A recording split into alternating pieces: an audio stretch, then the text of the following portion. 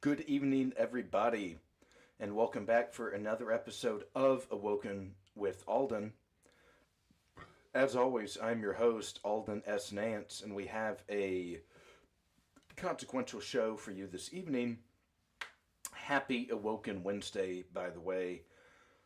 Glad that the Awoken has joined me on this stream on this Wednesday, Awoken Wednesday evening.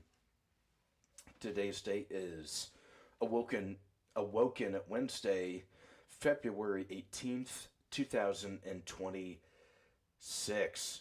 Hard to believe that this year has accelerated this quickly and seemingly prematurely, that we're already a month and a half in to this calendar year. Kind of wild to see. However, let's get these comments. Okay, off to a strong start already in the comment section. Most beautiful, sexy dude on the internet with an incredible voice, perfect lips, and the most expressive eyes and brows deserves the most. I do deserve the most. I'm working hard out here all day to bring you guys only the best content and political information that will awaken you to the true reality that is Washington, D.C. and our country. Another great comment from @Beth B4J8Z. Good evening, Beth. Thank you for tuning in to this Awoken Wednesday stream. Very appreciative of your attendance and support. Notice that you're a reoccurring member of the Awoken, so you have done yourself a great service to become Awoken in this community. Okay, got a couple, going to do two topics. Have our side topic, which may last a little longer than our main topic. But we have two big deals. So we touched up on it last night with the pre-show as well, is the conflict with Iran. It seems to continuously escalating and growing closer to and some kind of physical conflict. We're going to be discussing that a little bit more here in a few minutes. There was an Axios article I want to run through with you guys today. And our main topic of the night is Secretary of State, National Security Advisor, maybe my Miami Dolphins head coach soon, maybe another position. However, Marco Rubio, he delivered a speech in Munich, Germany, a few days ago, and we're going to be going through that, as well as some maybe ramifications and some other individuals that attended the.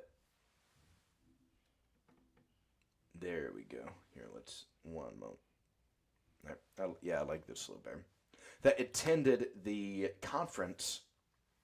It's a Western aligned NATO type grouping that meets on an annual basis.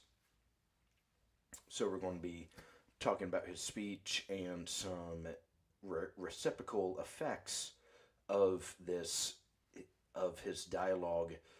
Not going to lie, an immediate reaction is I was quite impressed by it. We know Marco is, he knows not only how to play the game, but he is serious in the sense that he already has one big foreign policy achievement under his belt, and that's the kidnapping of Maduro. That's to have no casualties for that, and such a bold, aggressive move is already a sharp asset for his political future. So we'll be discussing the secretary a little more this evening. But before we hop into the thick of things, would love to remind you if it's your first time on the live stream, please subscribe to the channel. If you're listening the next day or on a later date on Spotify or Rumble, please follow those platforms as well. Additionally, you can find me on X, Instagram, Facebook, and live streaming on Twitch as well. So we're on seven platforms up to date. I try YouTube. I'm trying to push this to maybe be the largest one. We're 316 strong as of this evening, so we're still progressing in the right direction. So only positive vibes currently. Okay, so let's get into our little side topic. Going to see if I can share the screen with you. Saw this morning. I was just kind of reading, scrolling online and checking the internet, and this article popped up. So we're going to try and get this guy pulled up for you.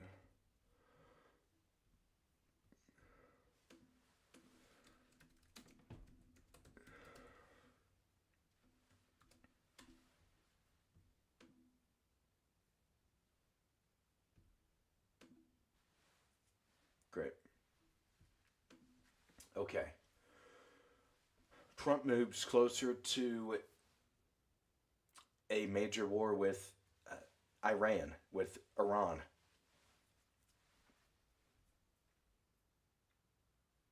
Why it matters. So we've talked about, before we even get into this, we've talked about the conflict in Iran several times now on this show. Whether it was the bold predictions episode before the calendar year even began last December. We've talked about it, the Axis of Evil episode with The Price is Right. The how it connects to the Hezbollah episode and the Houthis, the Bethlehem to Yemen episode. So we've talked about the region as a whole several times. And tonight I'm going to try to do my most in-depth breakdown of the conversation and where we are with all of this. Why it matters. A U.S. military operation in Iran would likely be a massive weeks-long campaign that looked more like a full-fledged war than last month's pinpoint operation in Venezuela, sources say. It would likely be a U.S.-Israeli campaign, much going to try to target the central government and the regime more than the conflict last June, which saw a lot of top Islamic Revolutionary Guard Corps personnel eliminated through Israeli strikes, and then Operation Midnight Hammer, the bunker buster bombs against the three nuclear sites in Iran, in Fordo, most notably. Natanz and Fensan, I believe, are the cities that were targeted. Such a war would have a dramatic influence on the entire region and major implications for the remaining 3 years of this presidency.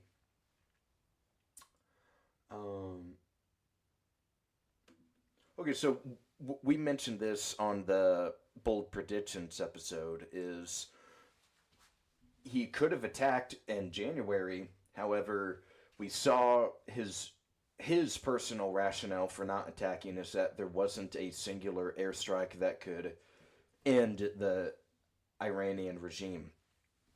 And why is this important? That essentially signaled that the new policy now is the U.S. is gunning for regime change in Tehran to collapse the central government and end the mullahs, their reign on the country that they've had since 1979. However, the regime is strong. The internal security forces, I believe, Baji, an internal security force, helped clear the protesters along with the Revolutionary Guard.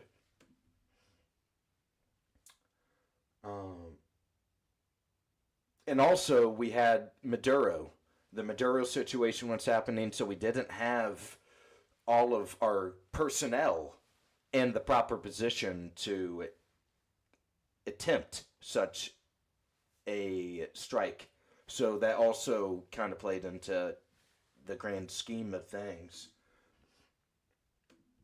Let's see. So Kushner and Steve Witkoff, we've discussed this duo before. Again, this is now, I believe, the second meeting that they've had in the last couple of weeks to discuss. And here's what they're discussing. So there's three parties at this conflict. The article said it earlier. There's the United States, Israel, and Iran. Those are the three major countries that are directly involved in this conflict. The United States, our position is we do not want Iran to achieve the nuclear bomb, because think about this like in college basketball. You have the Power 5, Power 4 now, I guess. You have the power conferences that are like the major conferences. They have all the money. They get a lot of at-large teams that qualify for the tournament. They can beat up on each other for resume positioning and improve their seeding come March. Well, what happens to all of the mid-major conferences and teams even?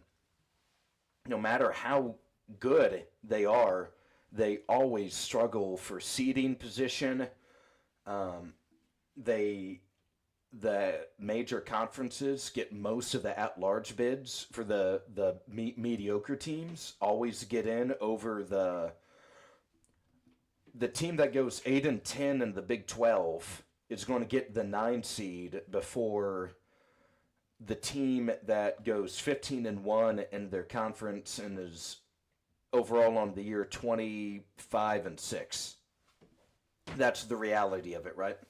So take what I just said and say, position Iran as a mid-major country and basketball team, essentially. The easiest and the only way you can really get into the majors is in geopolitics is through the nuclear bomb. That's what North Korea did. How many times have you heard of us trying to do regime change in North Korea? Never, right? The bomb is the ultimate shield and protection against regime change. How many times have you heard of India at risk of regime change, or Pakistan, or any of the other nuclear armed countries? It's a safety blanket. It's once you have it, you're good. You're in the Big Ten. You're in the SEC. You're in the Big 12 for eternity. No one can touch you. So with that out of the way, Iran, they're trying to break into the major conferences. And the United States, as the global world power, we do not want other countries joining the club we're in. We want to keep them on the lower floor in the lower conferences. So there is a strategic advantage for the United States to oppose nuclear proliferation when it comes to that. So that's our gripe with it. And we don't even have a particular problem or negative outlook with a civilian nuclear program. That's what the JCPOA allowed when Obama got that deal figured out. So now just kind of keep that in mind, what I just mentioned to you, and let's keep going. So that's our position. We don't want them to achieve the bomb because then they join the major conference. And more major conferences means there's less, you have to share more, pretty much. It's more the pie that goes to somebody else than what you had prior. While both sides said the talks made progress, the gaps are wide and U.S. officials aren't optimistic about closing them. Again, what are the talks about? Now let's talk about what Israel wants. We know what the United States wants now. Now what does Israel want? Because it is a three-country deal. There are three countries involved. And Israel, anything that can threaten them, they're going to want gone. So not only the nuclear program, we've talked about them before on prior episodes, the proxy network, including Hezbollah, that is in southern Lebanon, so bordering Israel, the Houthis in Yemen, you have Hamas within Palestine and the Gaza Strip, and the Popular Mobilization Force, I believe the group is called, in Iraq. Once Saddam Hussein fell, it became a vassal state for Iran. So Iran more or less has a major grip inside of Iraq. And they also have Shiite militias in Syria, because Syria is still all over the place. So they have proxies that borders Israel. They're always, if Iran is ever attacked, like let's say we attack them tomorrow, and the Ayatollah dies, the president of Iran dies, they lose all of their offensive capabilities. That's when the proxies can go in and try and attack and retaliate, right? What else? So we've talked about the proxies and the nuclear program, the defense missile capabilities. Iran has a lot of cheap missiles that this didn't get a whole lot of attention back in June, but some of the missiles broke through the Iron Dome and struck the Israelis in key downtown urban financial areas in the country. And remember, Israel, they're about the size of New Jersey. So it's a very tiny country in terms of land and even the population. Iran is, they're 92 million people. Israel is a little over 9 million. So 9 to 10 times the size by population, plus all of the proxies. The Israelis, they're just simply outnumbered. They cannot compete on a 1v1 basis, is what I'm trying to say. And with all those missiles as well, if the capability is, I'll get to that question in one sec. So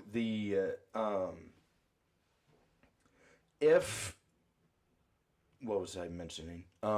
If the missile defense program is gone, that allows the Israelis to bomb and have free airspace over Iranian infrastructure territory without any risk of being shot down or attacked. So the Israelis, they're trying to eliminate the defenses for Iran, basically. That's what they want, all of those gone. Let's go to @FredTM-E9F. Taking out the current Iranian regime would give Israel free reign in the Middle East. Is that a good thing for America first? So there's a couple ways to look at this, right? We know let me think for a sec. here's the thing, we're not sure what will follow the Iranian regime. Let's say it's something worse, like Iraq or Syria. In Syria, you have Al Qaeda in charge now. No, what's his name? Baghdadi, or something. He was involved in Al Qaeda at a prior time, a commander, advisor. But he's willing to. He's met with Rubio. He's met with Western powers. He's been in the White House, for goodness sakes. So you have Al Qaeda in the White House. And Fred is also right that Iran is the last challenge, the last sovereign challenge to the Israelis in the Middle East. And I think you have to, when we're talking about is that good for America first, is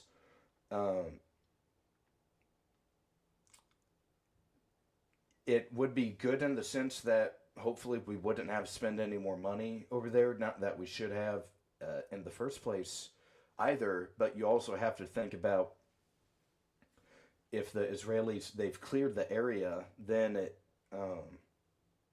there's almost an honest thing you have to say that they have. So Benjamin Netanyahu in the Likud party, this far right party that's been in power a couple decades, they have more or less last couple decades. There's this verse in Genesis in the Old Testament that's essentially is what is called Greater Israel today. Is from I believe, the Nile River in Egypt to the Euphrates River in Iraq. And that's what they feel, the land that they're promised and entitled to, almost. And that's just they're just going to go in and clear the areas and continue a expansionist, colonialist ideal and view. So they're going to do that, and I'm not sure if that is great for America first, because then if they're like our greatest ally or something like that, then they feel like they may not need us anymore. So, and you also have to, not only with Netanyahu, but you have to consider that what was I going to mention? That I think there's nothing right now that is stopping. So we talked about Obama and the JCPOA a couple minutes ago. There was, with the IAEA, the International Atomic like Inspectors Commission or something of that nature, that the Iranians, they met all of the requirements with the original JCPOA. And you have that, and you also have, before 1948, the relations with the United States and the Arab world wasn't particularly bad or negative or violent even. It's really after 48 is you see all of this conflict in the Middle East. You have the Nakba, I believe is the correct pronunciation, of the displacement of Palestinians once after the Second World War. The Israelis at the time, Jews from Europe, came over. That was their new land, their new home. So I'm not sure if there's been a lot of pain, and it's changed the way that a lot of the world has thought about the United States since. I think that's a very real thing to figure out. So I would say no. I think it actually, if we weren't with the Ayatollah, I don't think there's anything right now stopping Donald Trump from getting on a plane and having a meeting with Ayatollah. I really don't. He can do it with Ping. He can do it with Putin. He can do it with Kim Jong-un in North Korea. There's nothing other than this pre-commitment to Israel that we should be able to normalize relations with the Iranian regime. So that's my view with it, is that keeping it, maybe not this regime, but normalizing relations with Iran soon will is good for America. So very long answer to a great question, though. It really made me think about it. And hopefully some good history was included there. At Candace Higgins 5032, do you really think we're going to war with Iran? That's the big question, right? I believe... So we've gone through what the Israelis do not want the Iranians to possess anymore. And we've gone through our big one, is the nuclear enrichment capabilities. How, if you look at these talks, and we'll continue with the article here, but even though that the talks are good, the Iranians, they know it through people like Muammar Gaddafi in Libya, or Hussein in Iraq, or any other government/regime in their same situation, when they started talking to the West and gave up nuclear capabilities or mass weapons, it was game over, essentially. So they know through a historical background what they need to do to survive. And that's the name of the game with them is... Here, I'll get into this in a second. So yeah, talking about a lot of cargo...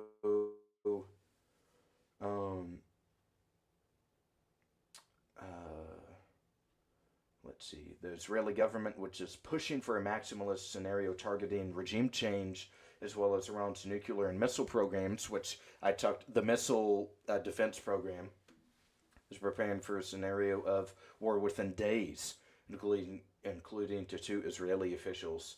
Some U.S. sources tell Axios that the U.S. might need some more time.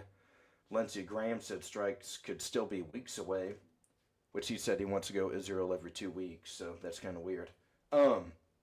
He works for South Carolina, apparently. But others said the timeline could be shorter. The boss is getting fed up. Some people around him warn against going to war with Iran, but I think there's a 90% chance we'll see kinetic action in the next few days, one Trump advisor said. U.S. officials said after Tuesday's talks that Iran needs to come back with a detailed proposal in 2 weeks. We've heard about the 2 weeks before. Back last June, Trump said you have 2 weeks, and that timeline was not met. I think we attacked before those 2 weeks ended. So we are really looking for something here very soon. There's no evidence that a diplomatic... Okay, last June 19th, the White House set a 2-week window for Trump to decide between further talks or strikes. 3 days later, he launched Operation Midnight Hammer. So, yeah, exactly. Where this could happen at an imminent time, at least as of now, before it started, nothing has resulted. And there's no evidence of diplomatic breakthrough with Iran is on the horizon, but there's more and more evidence that war is imminent. Okay, so I'm going to go back to full screen here. That was a good one.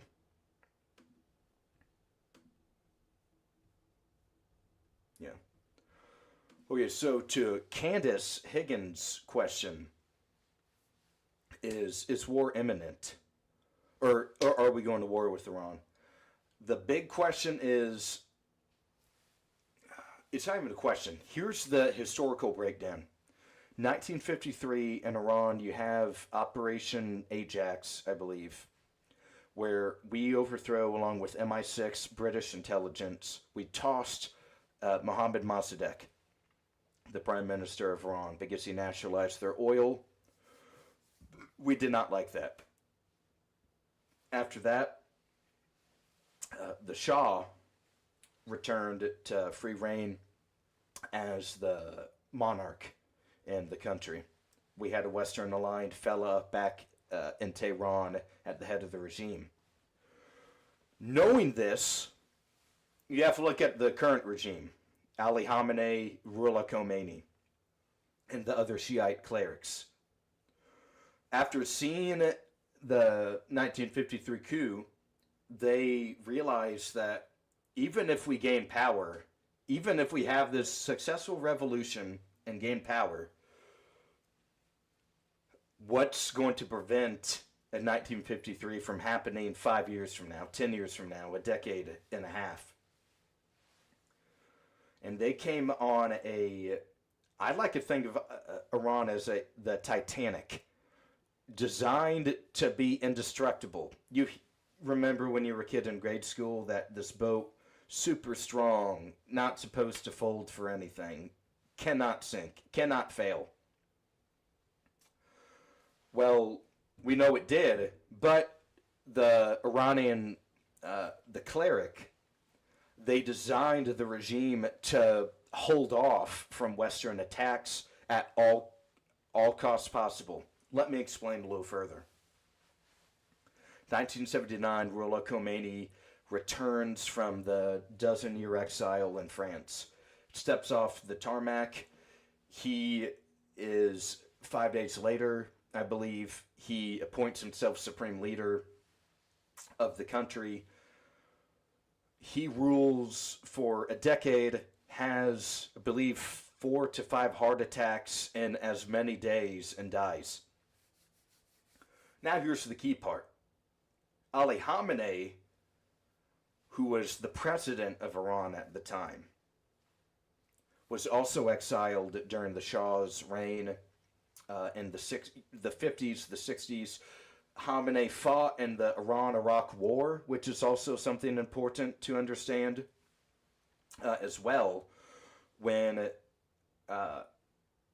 that's a side, I'll talk about that later, maybe at a later date. But Khamenei becomes supreme leader. The regime knows he's loyal. He was mentored by Ruhollah Khomeini, and it has that 1979 Iranian blood nationalism inside of him.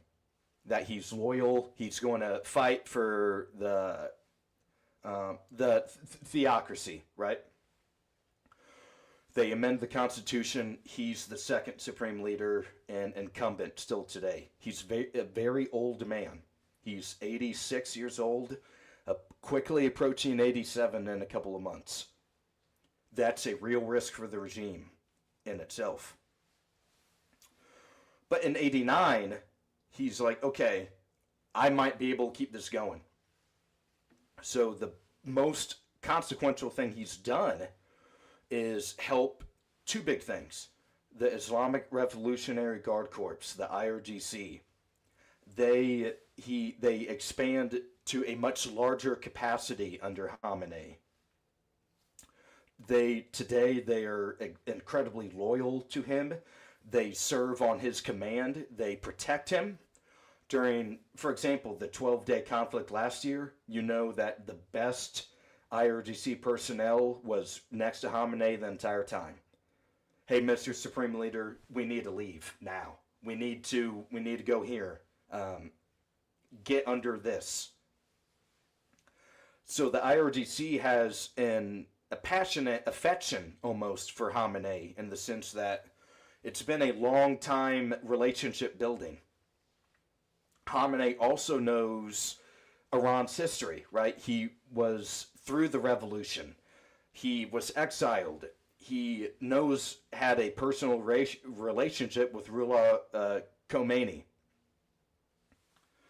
So the IRGC, he beefs them up big time. Today, the IRGC is more powerful than the Iranian military. They have their own goals and desires, and it's a paramilitary apparatus for the regime, basically. They were designated as a terrorist organization in 2019, I believe, under Trump's first regime, a couple months after leaving the JCPOA, the Iranian nuclear deal. So now they're a terrorist regime, why is that important? Or a terrorist organization? There's additional, they're opened up to more surprise attacks, sanctions, economic troubles. There's less regulation, essentially, on them. So now the IRGC, they're targeted. And what else did Khamenei do? The axis of resistance, the proxy network. Under Qasem Soleimani, who was killed January 3rd, 2020, Khamenei understood that, okay, my biggest thing is to have the regime never die. That's his big thing. The regime is set up to survive, not thrive. That's an odd way of looking at it, honestly. It's designed to never collapse, basically. Having regional... We talked about it in the Hezbollah episode. The IRGC was deployed to Lebanon in the mid-1980s. They helped train Hezbollah to defeat other Shiite militias that the Lebanon Shiite population felt were not representing them strong enough. That creates a mutual trust. So now you have your crown jewel of a proxy in Hezbollah there in Lebanon. What else? The Houthis in Yemen. They just defeated the Southern Transitional Council a little over a month ago, maybe. We talked about them during the Christmas episode. So now you have, in two countries, Hamas within Palestine, another resistance group. Once Iraq fell in 2003, a vassal state now for the regime, they deployed personnel and assets to have a favorable standing, at least at a minimum, in the once Sunni Muslim majority government country under Hussein. So you got the IRGC and the proxy. So you have two big, out of that group you have 5 to 6 major organizations that are now on your side and actively helping you every day to push your agenda and your goals. What else has Khamenei done well? He has the nuclear program, even though he hasn't got it yet. He's played it strategically. As I mentioned, he was serving in the Iran-Iraq war. He's been in life or death conflict before. He knows how to make decisions at a moment's notice. He's been the supreme leader for 36 years, I think it is now. So you have an experienced supreme leader with a backing from the parallel military apparatus, as well as you have this proxy network, right? So that's where we're kind of talking. The regime is designed to not fail, basically. Think of it like whack-a-mole. You're at Chuck E. Cheese as a kid. Okay, you hit the supreme leader. But, here's Hezbollah. You hit Hezbollah. Here's a bunch of missiles coming your way from the missile defense program. You knock those out of the way. Now it's the Houthis. Now it's the IRGC. Now it's the nuclear, they're going to try to break out for the bomb. It's designed to overwhelm the opposition to where, as long as a couple of those are always standing, the opposition never actually wins. Does that make sense? So when Candace says, are we going to war? What I've just described, do you think a bunch of bunker buster bombs alone can defeat the regime? No. Yeah, it's going to take an extensive ground invasion. It's going to take a lot of effort. Iran, they have a very mountain-like terrain. the I think the Albos and the Zagros mountains from the east and the northern border shield Tehran from ground invasions and attacks. As we learned through the Tucker Carlson interview, it's a population of 92 million people. It's also planet Earth's only theocracy, which is, again, something else you have to think of it. It's not just nationalism, it's also Islam they're fighting. They view Ali Khamenei as not only the supreme leader, they view him as like their version of the Pope, as someone that has been descended down by Muhammad, essentially, to serve. It's a theocracy. So this is not just you're going to get Maduro overnight. Okay, at Fred TM-E9F, when was the last time the Supreme Leader was seen in public? That's a good one. I believe the last time I saw him was, or I didn't see, I saw online, which again, he controls this,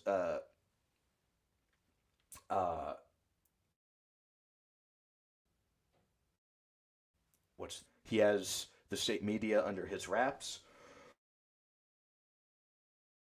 And I believe around the event, they always keep these indoors, certainly.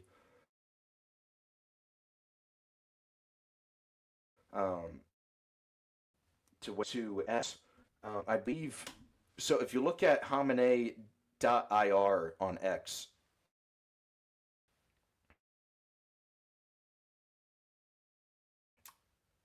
they'll start out with a tweet that said, Supreme Leader Khamenei discussions or presented remarks on state. Some signal a little bit, delete a couple of things.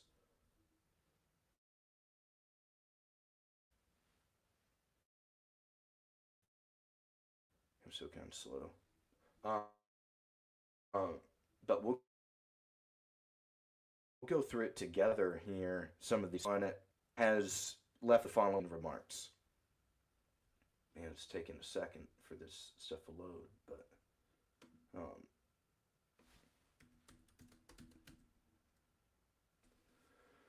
and then it will go through a series of tweets he mentioned,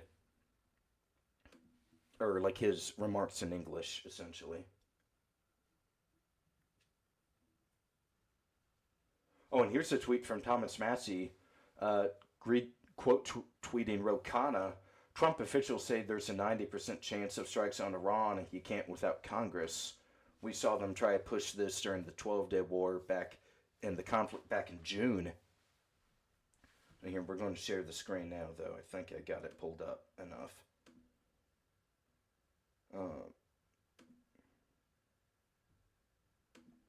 So yeah, let's go to the Ayatollah's Twitter account. Let's investigate this together.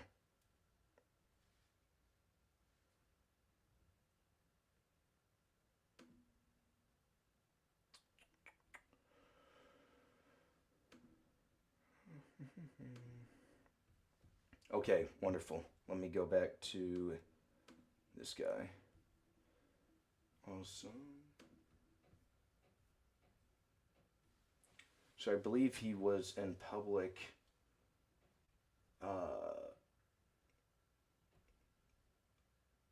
Okay, yeah, on the eve of the anniversary of the historic uprising of the people in Tabriz on February 18th, 1978, thousands of people from various walks of life from East Azerbaijan province met this morning with the leader of the Islamic Revolution, Khamenei, which I believe is some term for, it's some term in the Quran or some Islamist term or something. The U.S. president keeps saying that they have the strongest military force in the world. The strongest military force in the world may at times be struck so hard it cannot get up again. The Americans constantly say that they've sent a warship towards Iran.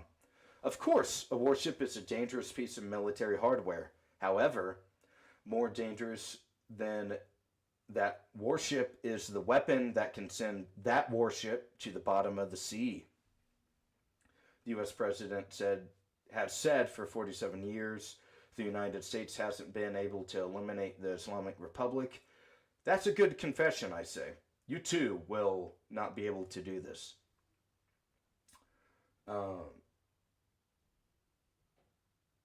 Let's skip that one. Actually, no, I'll read everything. These are all pretty important. They've all kind of gone to what I've been saying all night. At a sign of the decline of the corrupt, oppressive U.S. empire is its irrationality, such as interfering in our country's international affairs. They say, limit your missiles to this range. What's that to do with you? Without deterrent weaponry, a country will be crushed by the enemy, which is essentially what I'm trying to say.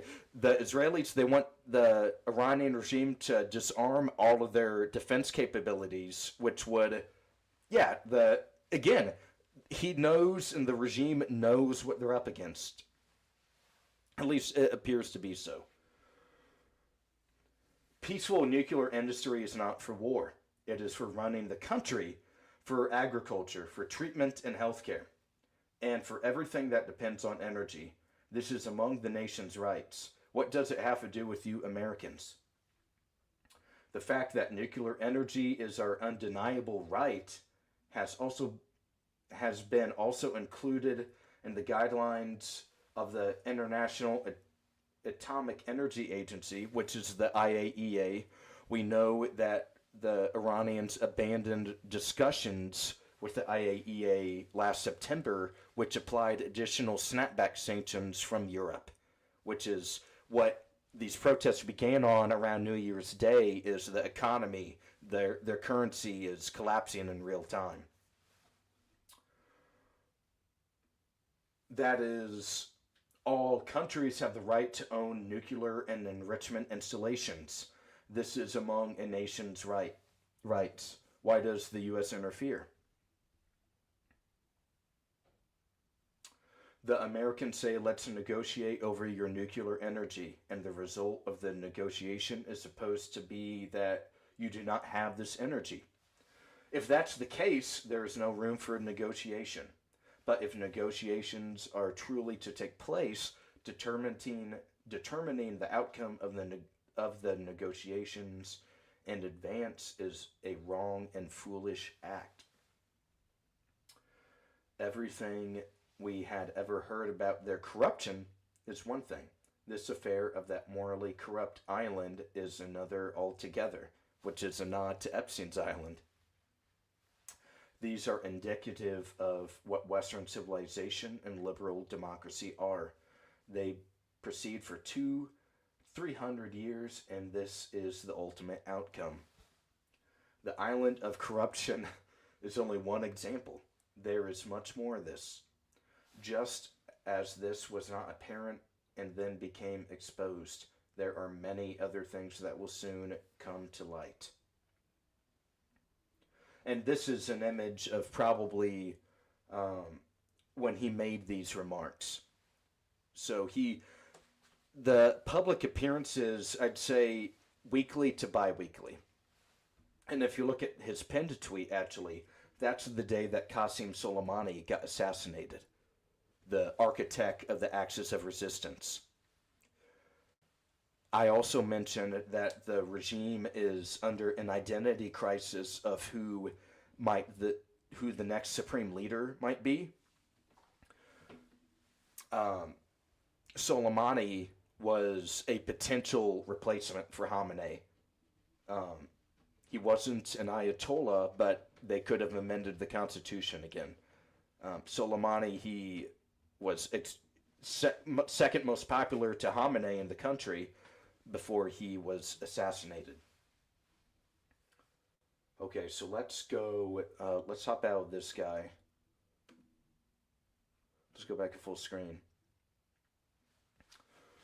So, again, he's trying to call our bluff, basically. He's trying to call Trump's bluff. He, and that could be a confidence in the sign, basically like the whack-a-mole analogy I mentioned. As long as enough of those key points are together, it's going to be really, really difficult to topple the regime. It's not impossible, like the Titanic. It sunk, right? We all know it collapsed. It sunk, and same could happen to this regime. But there was foreplanning, forethought, mid-planning, in the sense that the IRGC blew up or gained steam under Khamenei, not even Khomeini, all that much. So there's been adjustments and other methods to change the outcome maybe for the regime. So, okay, that was a long side topic. Did not mean to go for 40 minutes on Iran. We're actually going to now get into our main topic of the night, which is Secretary of State Marco Rubio's trip, seen almost as a presidential launch campaign a little bit, to Munich, Germany. Here I am going to... Let's close this guy so the computer runs a little faster.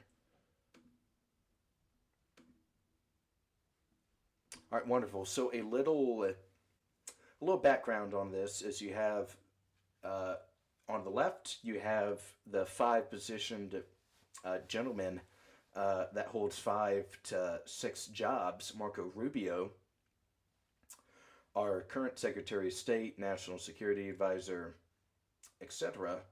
And to his left, you have Viktor Orban, the Prime Minister of Hungary.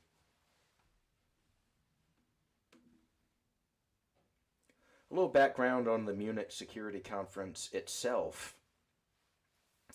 In 1963, it was founded as, during the Cold War, as trying to say, hey, we are Western civilization. You have the security dialogue, transatlantic, NATO coordination key in this big time. Preserving the West, right? Western civilization, that's who we are. And now it's a conference that a lot of people attend.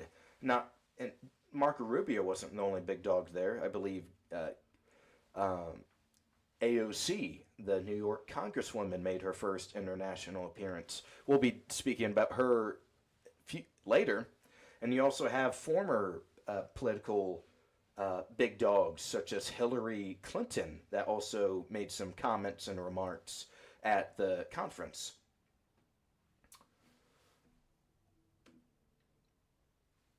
Why was this seen as, so we know with Orban, there's been some concern that he's not necessarily an Erdogan in Turkey, but is not the biggest fan of maybe traditional liberal democracy, for example. It's been there since 2010. He had a stint prior to this as well, I think from sometime in the 90s to 2002. Additionally, a nationalist, right-wing conservative platform ran on sovereignty is key for him, as well as, hey, we're Hungarians. We have a distinct and unique cultural identity, and we need secure borders to preserve that. There are elections coming up. I believe April 12th are the election dates. Polling indicates he's slightly ahead. However, there could be a challenge from opposition that he's only up 5 to 7 points, I believe, as of right now.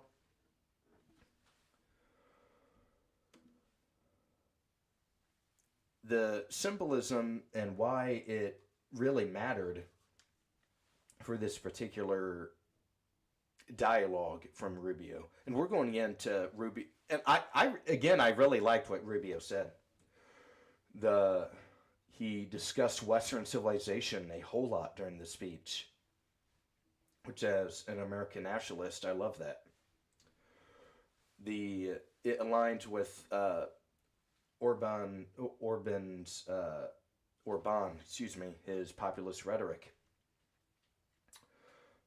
Sometimes he's seen as a challenge to some of the EU policies, and as well, we talked about it with the Argentina president before, that these comments are coming right before an election in the very near future. So there's also a political calculation when it comes to that.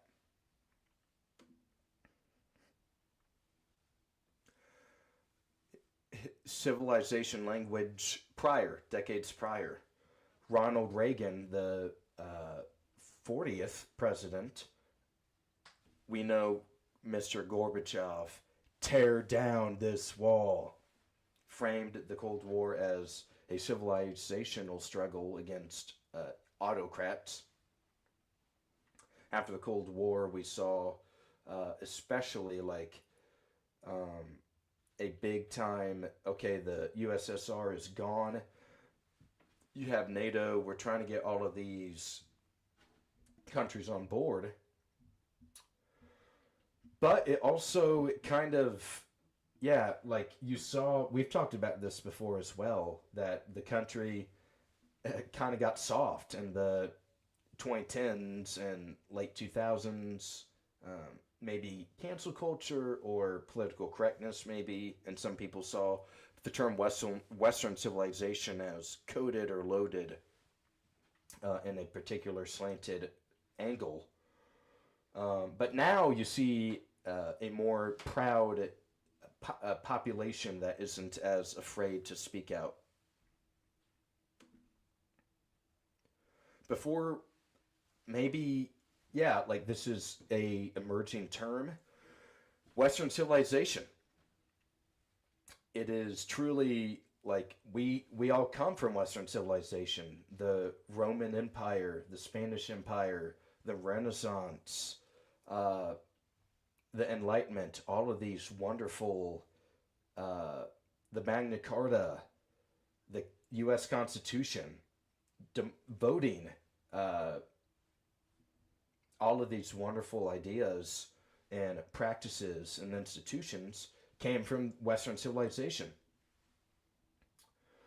Natural rights, like that, the government, for example, like your Bill of Rights and the Constitution, the government didn't give you those. God provided you those rights, and it's the government's responsibility to ensure that they remain for you in the future.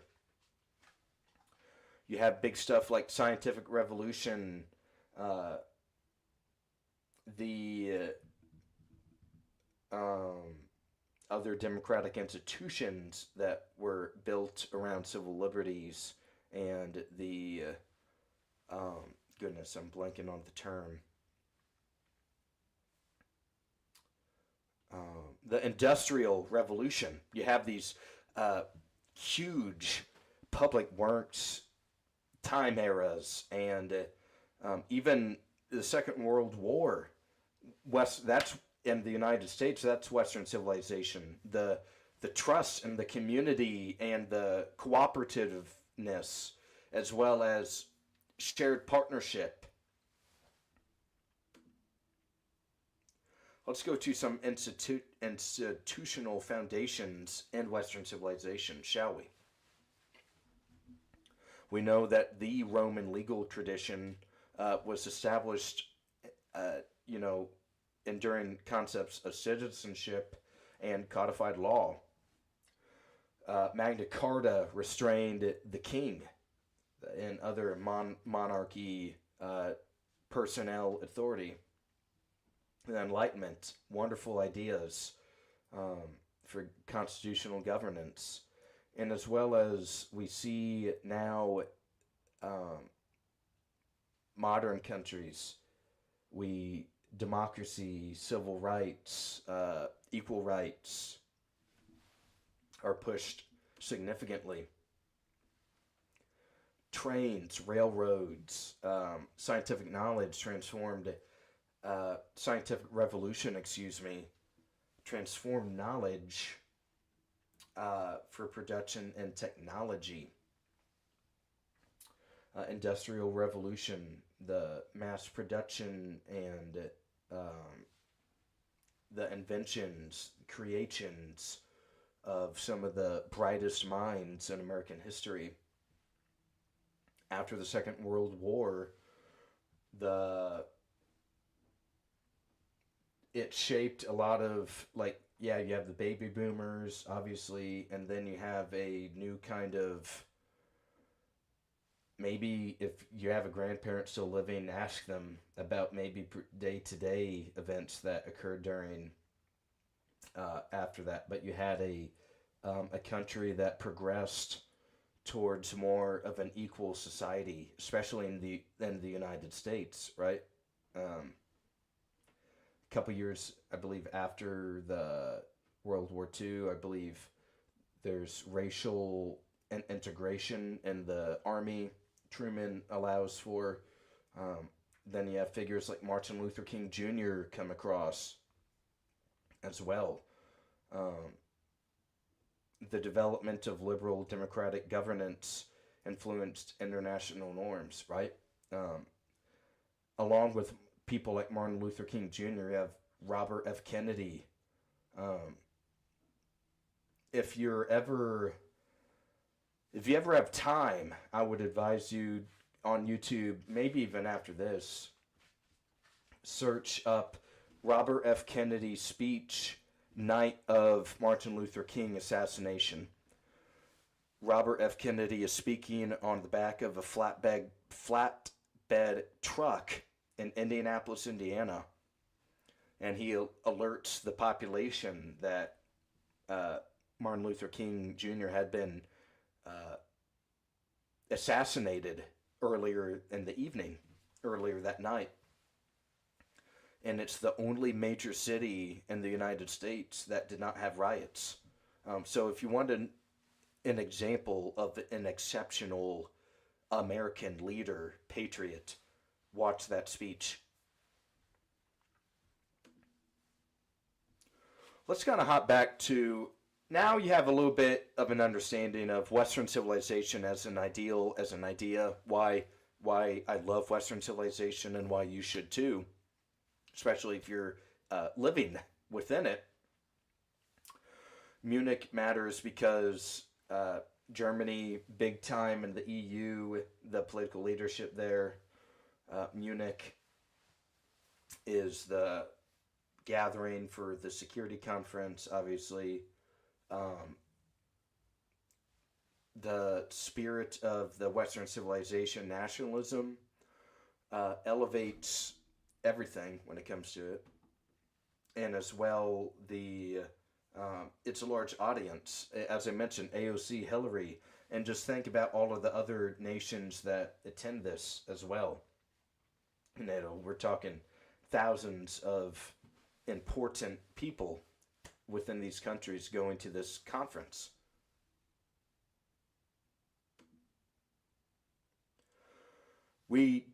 Our pre-show was about the gentleman to the left of Xi Jinping, Xi Jinping himself from his perspective and the image, Khamenei and the Iranians. It's a NATO, we're Western civilization, right? You saw the Supreme Leader in one of the tweets attacked Western civilization as an idea, saying that after 200 to 300 years of liberal democracy, this is what you get. So kind of taking a crap on Western civilization for sure. And it's really designed to, those four countries are kind of the main opposition to Western civilization in the current form. Now, I do believe, as I kind of mentioned, I don't think there's a reason that we need to be, we could normalize relations with Iran, and I think we can. North Korea, They're not, neither side's going to do anything there. And the Russians are, we've seen what's happened with them in Ukraine. They're not as strong as maybe people once perceived or thought. And that leaves one left, and that's China. That's, I've mentioned this several times. If you had the NCAA tournament bracket for all, you put all the countries in the bracket, the Monday night game would be us and China. It just simply is. They're the main competitor in this century for the United States to be the global empire. Everyone else is kind of noise up to a point. A little bit, at least. Not worthless, but. So it's a shared commitment to Western civilization that we are opposed to authoritarian regimes. And again, it's just more trying to get people riled up and that we're on one team, even though that we may have concerns about Europe, which was issued in the National Security Strategy. If you saw that episode with my friend Alex and I, we broke that down as well, with mass migration impacting Europe as a whole. So a little bit about, you hear like more Central Europe, France, Spain, Portugal, for example, Italy, right? More the maybe not traditional, but maybe more common, for example, in Central Europe. And they have Western Europe, a lot of provinces and countries after the USSR folded in, I believe, on Christmas of '91. Estonia, for example, a tiny, smaller country like that. Belarus, I believe. Ukraine, right? Yeah. So that's more Western Europe, those guys. And the Western Europe are like, okay, we're newer, more or less. So there's some shared identity, but not all the same way. So yeah, that's just a quick little Central versus Western Europe. And let's go to the main thing that the admin and other that the United States is concerned with about, and Rubio mentioned this a couple times, that I believe that exact, I'll pull up the exact quote here in a moment, but I believe it was something that no matter how strong America is, will always remember that we're born from Europe, that we're a son of Europe or a child from Europe or something, that these are our people, guys. Like, this is where we came from as a civilization and as a people, our ancestors, European. And there's this continued concern and long-term maybe risk evaluation that's happening with this mass migration, particularly from Africa and Muslim majority nations that are, not trying to sound particularly rude, but there is a reality that it's not that there is migration, it's mass migration at such a quick scale is kind of thwarting the society a little bit, to where there's not enough time to assimilate or adapt or adopt the culture for these oftentimes refugees or personnel in that situation. And it causes like you have the native population that doesn't understand what's happening, why these people, these new individuals are not conforming to their customs and culture and society. So Orban's, the policies, very strict immigration, known for that in particular. The Rubio talking about how Western civilization, how we hate to see Europe in this position, trying to, as I just said, trying to preserve the culture in these countries. Uh, yeah, here's an example: is like Ireland. Ireland is Ireland because of the Irish. A good pint of Guinness with the lads. Uh, Conor McGregor. But and they're going through a rapid demographic change as well as like Italy. Italy is the pizza, the Leaning Tower, um, the gondolas, right? Even though that there's maybe people that live there 100 years from now, if it's not those same people who built the gondolas or uh, built the original pizza, the pizzerias, is it still really Italy? Like, there's still people there, but is it really Italy, right? And like, for example, Iran, they're not going through a big demographic change right now. Neither is Uzbekistan or any of these other maybe Central Asia countries as well. It's only really the NATO countries and Australia um, that are going through this rapid demographic change right now. Um, and look, they've had open borders, and it's changing who they are as a nation. We've seen this. Listen to the Piers. Oh goodness, he just broke his hip. Piers Morgan and Tucker Carlson interview a couple months ago. Um, Listen to anyone in that situation and just listen to how they.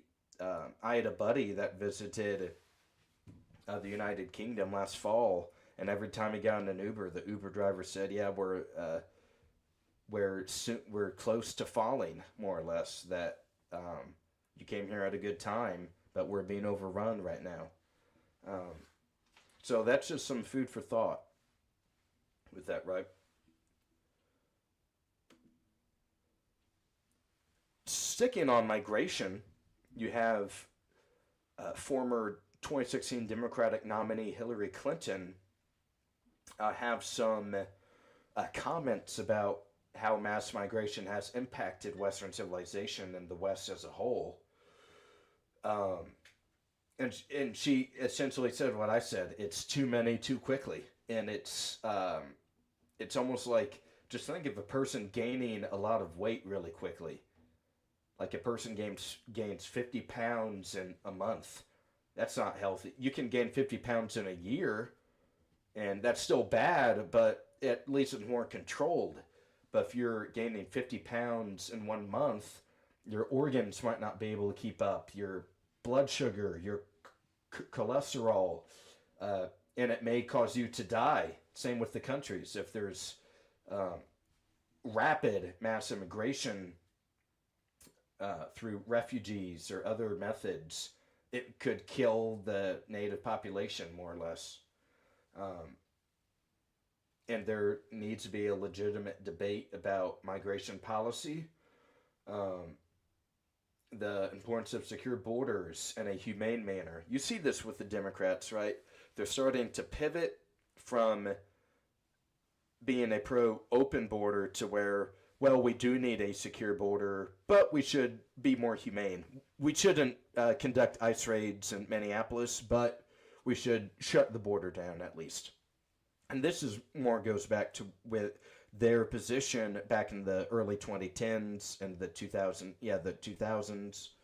Um, and we're going to go to an opposite view of that right here with the Democratic Congresswoman Alexandria Ocasio Cortez, the um, very progressive, right? She's very left wing, one of those um, squad members from New York, right? She unapologetically feminist, liberal, left wing, as I mentioned.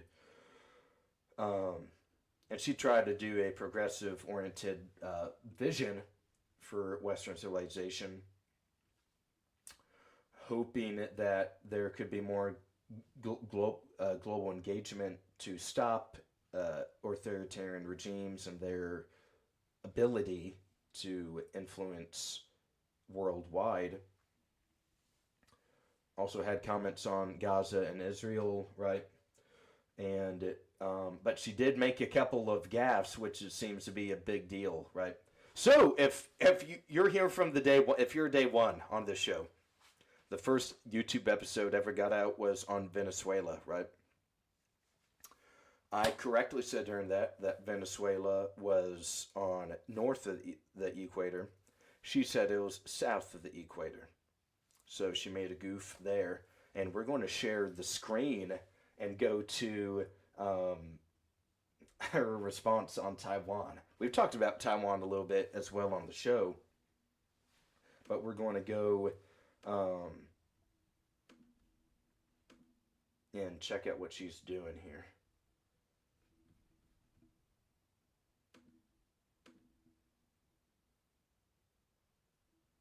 Let's remove this real quick. The world, the best of what America has to offer. And to all of you, and Congressman, I'll start with you, would and should the U.S. actually commit U.S. troops to defend Taiwan if China were to move? You know, I think that this is such a, you know, I think that this is a, this is of course a very long-standing policy of the United States. And I think what we are hoping for is that we want to make sure that we never get to that point. And we want to make sure that we are moving in all of our economic research and our global positions to avoid any such confrontation and for that question to even arise. Ambassador? Well, I mean, obviously that's... Yeah, so she kind of crapped her pants a little bit there. Booking. Here, let's stop that. Yeah. So yeah, she kind of crapped herself a little bit with that answer. Which again, we've talked about Taiwan, how it's going to be building and building throughout this year. That's a great example of how it's only going to get more attention as this calendar year progresses. That and the midterms, you're going to hear more about each week as a long-term plot of 2026.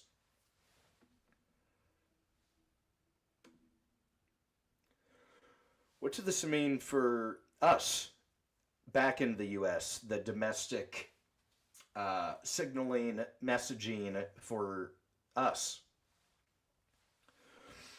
You have a growing population that is very pro-Western civilization, wants to prioritize this cultural continuity and our national identity, that our ancestors matter. Personally, Minneapolis, Minnesota, Madisonville, Kentucky, Chicago, Illinois, Naperville, Illinois, Eureka, Illinois, Warwick County, Indiana. All of you may have never heard of any of those except Minneapolis before, but where my ancestors come from matters a lot to me, and it should to you as well. There is pride in your city, in the home you built, in the home that your family built, and the business that your family has had for generations. That's very unique to America, Western civilization as a whole, and don't let anyone take that away from you, ever. Take very deep pride in that. This rhetoric signals clarity and conviction rather than a bunch of technocrats. And there is foreign policy language that intertwines with our sovereignty and having secure borders. And maybe it has an impact for the midterms. The quiet realignment.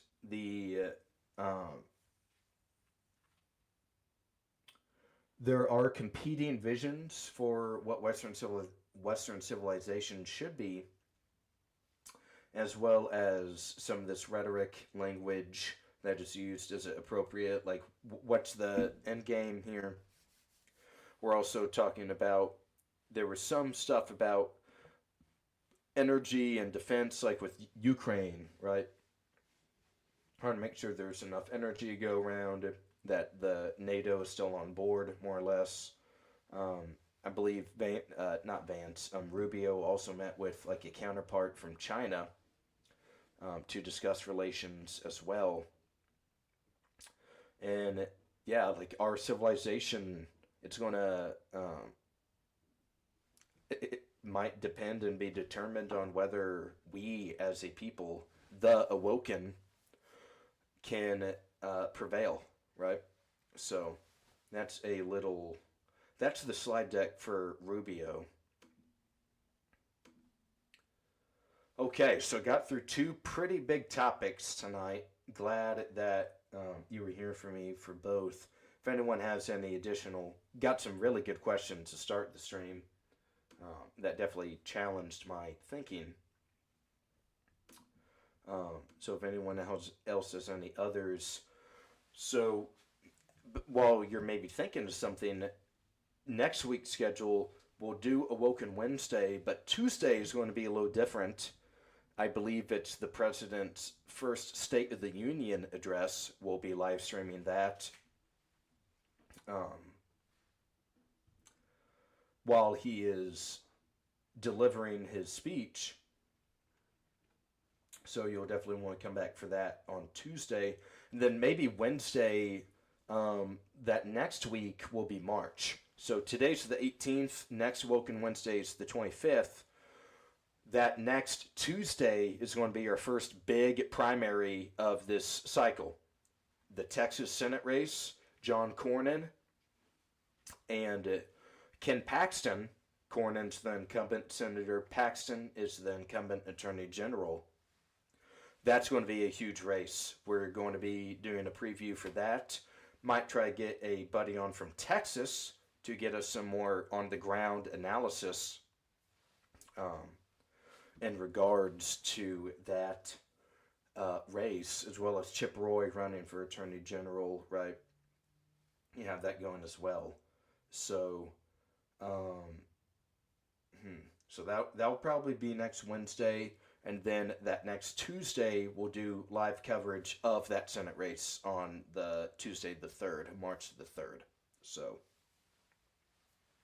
that's a snapshot into time for the next little schedule for you. But yeah, so, and trying to think if there's anything else I need to mention. Oh yeah, if it is your first time on the live stream, please consider subscribing to my channel. I would deeply appreciate you doing so, as I do broadcasts like this twice a week now, as well as I may do vertical live streams throughout the week. I do these broadcasts every Tuesday and Wednesday. Leave the video a like if you haven't already. Feel free to leave a comment. Let me know how you thought I did. And share this with your coworkers, your friends, anyone that you are close with that you believe they may find this as enjoyment, entertainment, entertaining for them. But with that, I think that's everything I need to say tonight. So thank you all very much for tuning in to the stream. I deeply appreciate your support. And you have been Awoken with Aulden. All right, good night, everybody. Much love. We'll see you on Tuesday for one of these broadcasts, and maybe this weekend if there's some demonstration going on. But I will end it there. Much love, everybody. Good night.